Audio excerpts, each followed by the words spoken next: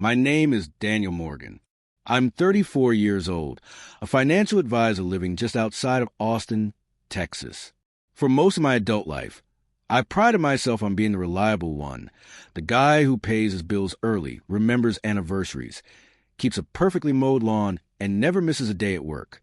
That kind of life doesn't make headlines, but it gives you a sense of security. Or at least it used to. I married Brianna 6 years ago. She was sweet, vibrant, and full of life. The type of woman who could walk into a room and draw every eye without trying. We met through mutual friends at a 4th of July barbecue. I was instantly smitten. She liked that I was safe, she once told me, after dating a string of unreliable men. Funny how that word, safe, turned into something else entirely. My cousin Ryan had always been like a brother to me. We were born just 6 months apart, grew up on the same street, rode bikes together, got into trouble during our teenage years, and supported each other through breakups and careers. He was even my best man at the wedding. If there was one person in the world I would have trusted implicitly, it was Ryan. That trust? It nearly destroyed me. It started with little things. Things I told myself were nothing. A faint whiff of cologne that didn't match mine lingering in the hallway. A glass on the kitchen counter when I knew I'd loaded the dishwasher before leaving. One day, I came home early with a splitting migraine. I hadn't texted Brianna. Just walked to the front door, expecting a quiet house and maybe a dark room to lie down in.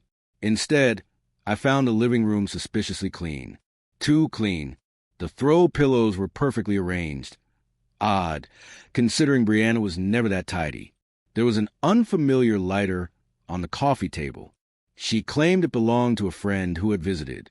That gnawing feeling started then. You know the one. It chews at the edge of your mind, whispering that something isn't right. But you try to be reasonable. You try to be the guy she married, the guy who trusts, who doesn't overreact, until you can't ignore it anymore.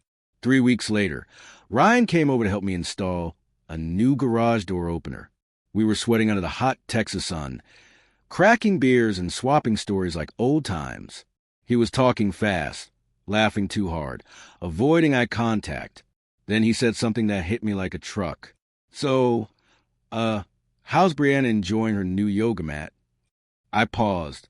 What yoga mat? He froze, just for a second, then covered quickly.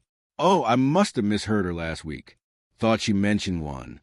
That moment, it stuck in my brain like a shard of glass. Ryan hadn't been over last week. He wasn't supposed to be.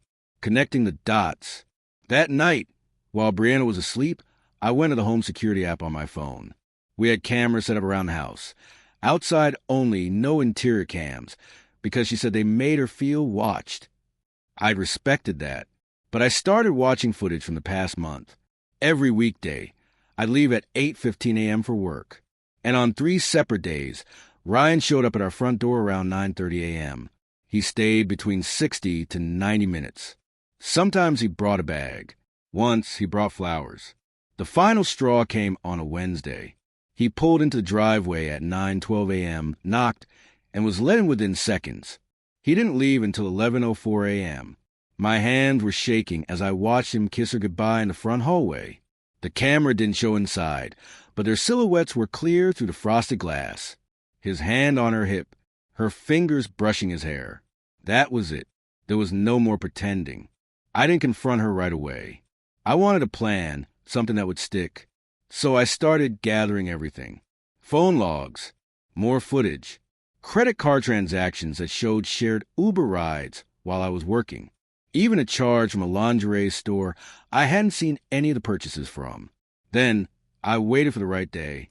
That Friday, I told Brianna I had a company retreat and wouldn't be back until Sunday evening. I even packed a bag and drove off like I was heading out of town. But I didn't. I parked a few streets away and walked back after dark, slipping into the back door using my key. I set up 2 small interior cams, one in the hallway, one in the bedroom, hidden, well-placed. Nothing illegal, just enough to confirm what I already knew. Saturday morning at 9:28 a.m., Ryan showed up. They didn't waste time. The footage showed them kissing in the hallway, then stumbling toward the bedroom. They laughed like this was a joke, like I was the joke. I watched from the spare room upstairs. Every second of it. I didn't storm in. Not yet. I let them leave. I wanted the full betrayal to sink in, for me. Then I calmly packed Brianna's clothes into suitcases, loaded them into my truck, and left them at her sister's house with a simple note. Ask Ryan to pick you up. I changed the locks, blocked her number, sent her the footage, and told her not to come back. No screaming, no fights, just the cold reality she deserved. I wasn't done with Ryan, though. I sent the footage to his girlfriend, Amanda. She'd been with him for almost 2 years and had no clue. Her response was swift and savage. She kicked him out and posted the footage online, naming and shaming both of them. It went viral in our community. He lost his job within a week. She filed a restraining order after he tried to show up at her apartment. I didn't gloat, didn't post anything. I didn't have to. The truth had done enough damage. Healing. It's been 7 months since that weekend. I've sold a house, moved to a different neighborhood, started going to therapy, not because I wanted to fix what they broke, but because I want to make sure I never ignored red flags again. Trust, once shattered, doesn't rebuild itself. It has to be re-earned with new people, new memories. I still see Ryan at family events, rarely, and never with words exchanged. My parents were crushed by what he did. Brianna, last I heard, moved to Arizona. I haven't spoken to her since that day. Do I regret marrying her? No. I regret trusting her past the point of sense. I regret thinking loyalty would protect me from betrayal. But I don't regret learning the truth, because now I know who I am without them. And honestly, I'm better.